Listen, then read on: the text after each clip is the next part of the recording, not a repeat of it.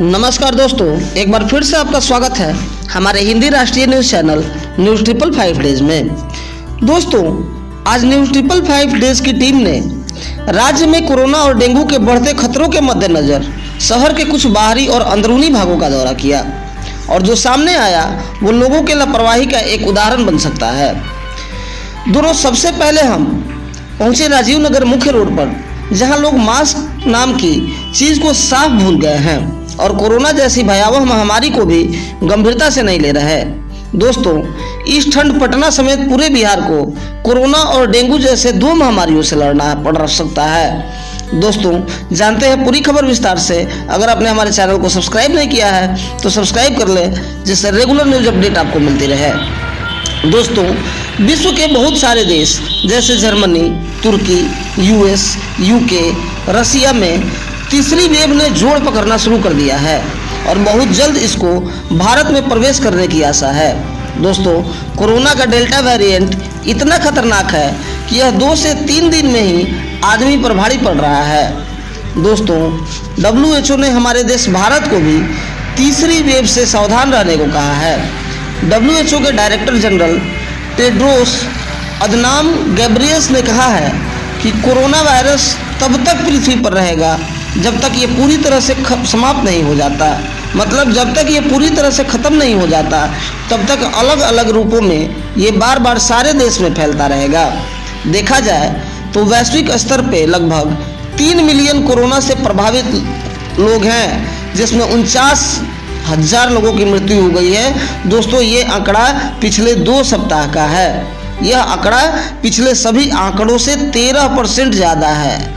अभी तक corona virus के नए वेरिएंट के 26,870 केस यूक्रेन में, 25,528 केस तुर्की में, 24,668 केस जर्मनी में, 17,184 केस ब्राज़ील में तथा कोरोना के जनक कहे जाने वाले चीन में भी अब रिकॉर्ड मामले सामने आ रहे हैं। दोस्तों, मुझे पता है कि आप भारत के बारे में भी जानना चाहते हैं। तो दोस्तों, भारत में भी वर्तमान में 50,000 से ज़्यादा मामले रिपोर्ट किए जा रहे हैं। ये आंकड़ा पिछले 2 सप्ताह से है। कुछ राज्यों ने तो फिर से पाबंदियां लागू कर दी हैं और लगाना शुरू कर दी हैं तथा छोटे छोटे कैंटोनमेंट जोन भी बनाए जा रहे हैं। दोस्तों, उड़ीसा में पिछले 12 दिनों में 6,380 मामले दर्ज किए गए हैं, तो कोलकाता में विगत 2 सप्ताह में 12,378 की संख्या में नए मरीज पाए गए हैं। बिहार के गया में 72 नए मामले पाए गए हैं। शिमला में 2669 नए मामले आए हैं। तो दोस्तों, जम्मू एंड कश्मीर में 1187 नए मामले आए हैं। मतलब दोस्तों, कुल मिलाकर अब तक भारत में 3.43 करोड़ केस सामने आए हैं, जिसमें 4.58 लाख लोगों की मृत्यु हो चुकी है। जबकि दोस्तों, कोरोना का नया वेरिएंट उससे 10 गुना खतरनाक है, जिसको डेल्टा वेरिएंट बोला जा रहा है। दोस्तों, ऐसे में सावधानी और गाइडलाइंस का पालन ही बचने का एक मुख्य उपाय है। किसी के कहने से या डर से नहीं, कोरोना गाइडलाइंस का पालन अपने मन से और मानव सभ्यता को बचाने के लिए करना आवश्यक है।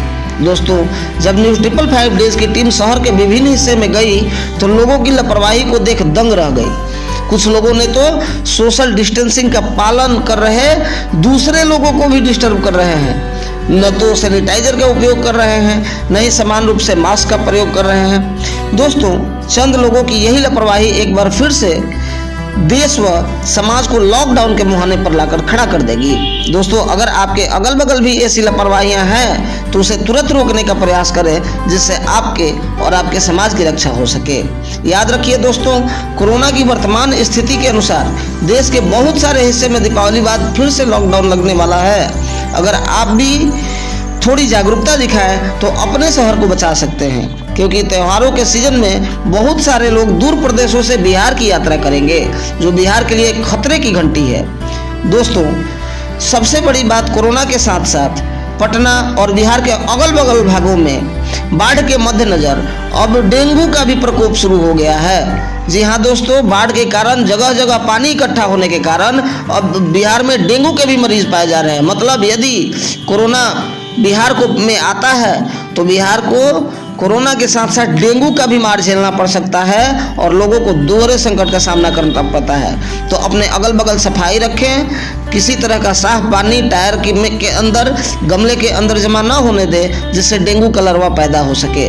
तो दोस्तों, कोरोना और डेंगू दोनों से रोकथाम के लिए हमारी सरकार भी तत्पर है और हम भी जागरूकता दिखाएं, हम लोग तुरंत इस समस्या से बाहर आ जाएंगे। दोस्तों, आपकी कोरोना को रोकथाम को लेकर क्या राय है हमें कमेंट बॉक्स में ज़रूर बताएं। मिलते हैं अगले वीडियो में, तब तक जय हिंद, जय भारत।